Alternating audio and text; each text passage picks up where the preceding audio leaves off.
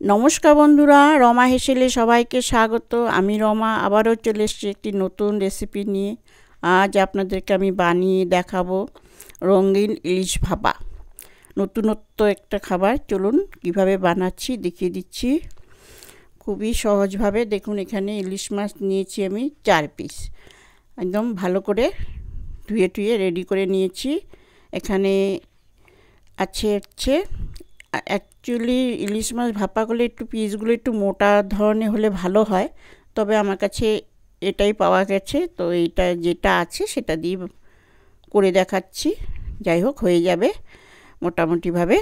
তো এখন এটাকে আমি আগে মেখে টেকে রেডি করে নিব। এখানে আমি মশলা দেখুন, তো ছোট ছোট আর একটু বড় হলে পিসগুলো ভালো হতো আর কি।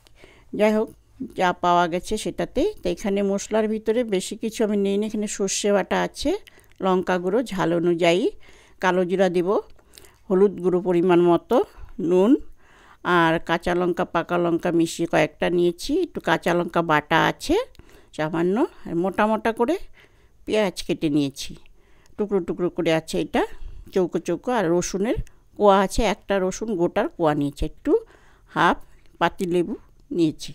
এটা একটু আমি অন্যভাবে বানাবো, যেহেতু এটা টমেটো নিয়েছি একটু, আর সর্ষের তেল দিয়ে করব। তাহলে এখন আমি এটা রেডি করছি, একদম খুব তাড়াতাড়ি হয়ে যাবে।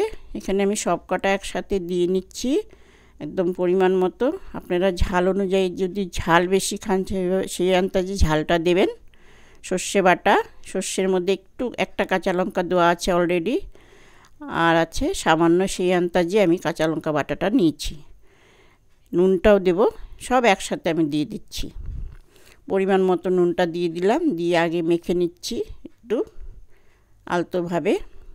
তেল দেব, সর্ষের তেল, খাঁটি সর্ষের তেল। এটা তেলটা একটু বেশিই লাগবে, যেহেতু এটা রঙিন মানে লাল টকটকা করে এটা বানাবো। সচরাচর আমি লঙ্কার গুঁড়োটা দিই নাই, যখন ভাপা করি কাঁচা লঙ্কাটা দিয়েই করি মোটামুটি। তো আজকে আমি একটু অন্যরকম করে বানাচ্ছি, সেই জন্য একটু টকটকও হবে। শেষে লেবু রসটা আমি এখানে দিয়ে দিচ্ছি। একদম অন্যরকম ধরনের এটা, আপনারা বানিয়ে খেয়ে দেখবেন, ভীষণ ভালো লাগে। একটা আচার আচার টাইপের আসে, মুখে ভীষণ স্বাদ আসে। যা হোক, এখন আমি এখানে পেঁয়াজগুলো, একটা গোটা পেঁয়াজ, কয়েকটা পাকা লঙ্কা, কাঁচা লঙ্কা, রসুন সব একসাথে এটাকে ভালো করে মেখে নিচ্ছি। মেখে টমেটোটাও দিয়ে দিচ্ছি একসাথে। আগে আমি মাছটা মেখে নিলাম, নাহলে টমেটোটা বেশি গলে গলে যাবে, সেই জন্য যাতে না গলে এক্সট্রা করে এটা মেখে নিয়ে নুনটা এটা পরিমাণ মতো নিয়েছিলাম, বাকিটাও আমি দিয়ে দিলাম। এখন আমি এইটার মধ্যে, আমি যে এই বাটিটার মধ্যে, টিফিন বাটিটায় আমি ভাপাটা করব। আগে একটু সর্ষের তেল আমি এখানে মাখিয়ে কিছুটা টমেটো আর পেঁয়াজগুলো নিচে দিয়ে নিচ্ছি। যেহেতু এটা ভাপা হচ্ছে, একটু তাড়াতাড়ি সেদ্ধ হওয়ার জন্য উপরে থাকলে সেদ্ধটা কম হবে। ইলিশ মাছ তো খুব একটা সময় লাগে না, সেই জন্য এইভাবে সাজিয়ে দিচ্ছি। দেখে নিন, খালি মাখাই কাজ, তাছাড়া এটা হতে বেশি টাইম লাগে না, বেশি মশলাও দিলাম না, একদম খুব তাড়াতাড়ি এটা হয়ে যাবে। এখন উপরে বাকিটা আমি পেঁয়াজ লঙ্কা উপরে দিয়ে দিলাম, দিয়ে ভালো করে একটু সাজিয়ে দেব। একটু শুকনো শুকনো হবে, সেই জন্য এই বাটিটার মধ্যে আমি সামান্য একটু জল দিয়ে দিব, দিয়ে বাটিটা ধুয়ে দেব। আর আপনারা যদি চান যে শুকনো রাখবেন তাহলে জলটা দেবেন না, এটা একটু ঝোলঝোলও হয়ে যাবে, সেই জন্য আমি জলটা এর মধ্যে দিয়ে দিলাম। এখন এটা আমি বাটিটা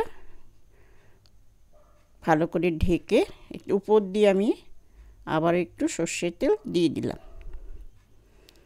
কাঁচা সর্ষের তেলটা উপরে থাকলে একটু ভেসে উঠবে, দেখতেও ভালো লাগবে, খেতেও ভীষণ টেস্টি হবে। আপনারা সকলেই তো ভাপা বানাতে জানেনই, তবে এইভাবে একটু বানিয়ে খাবেন।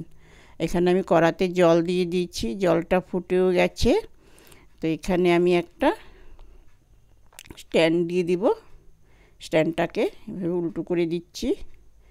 এখন আমি এটা বসিয়ে দেব, ভাপা যেরকম হয় আর কি, এইভাবে দিয়ে ভালো করে চেপে ওপর দিয়ে ঢাকাটা দিয়ে দিচ্ছি। এটা 10 মিনিট পরে আমি একটু নামিয়ে মাছটাকে আরেকটু উল্টে দেব।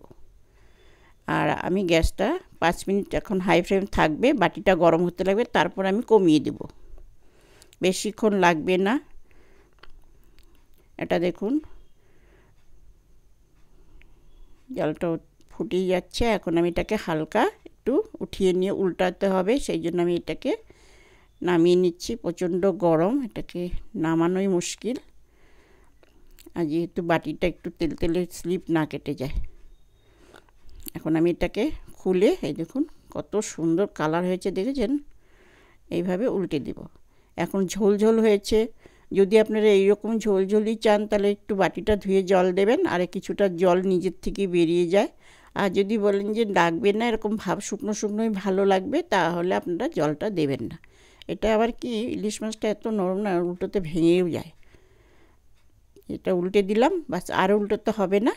এখন আমি বসিয়ে দিলাম এটা, আর 5 মিনিট পরে এটাকে আমি আবারও নামিয়ে নেব একবারে।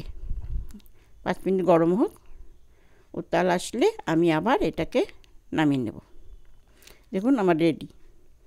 কত সুন্দর হয়েছে। এইভাবে বানিয়ে খান প্লিজ। আমার পাশে থাকবেন, লাইক শেয়ার কমেন্ট অবশ্যই করবেন। যারা নতুন তারা সাবস্ক্রাইব করে দিবেন। আমার যারা পুরনো আছেন তারা আমার পাশে অবশ্যই থাকবেন, আমাকে ছেড়ে যাবেন না, পাশে থাকবেন। এইভাবে পাশে থাকুন, আমাকে সহযোগিতা করুন। এটা একদম হোলি স্পেশালিস্ট, একটু ভেঙেও গেছে, ব্যাপার না। অনেক ধন্যবাদ। ভালো থাকবেন সকলে। আগাম হোলির শুভেচ্ছা সবাইকে। এখন এইভাবে একবার বানিয়ে খাবেন, রিকোয়েস্ট থাকলো। খেয়ে দেখুন, আচার টাইপেও লাগবে, ভীষণ ভালো লাগে এটা গরম ভাতের সাথে। অনেক ধন্যবাদ আপনাদেরকে। আমার পাশে থাকবেন প্লিজ। Thank you.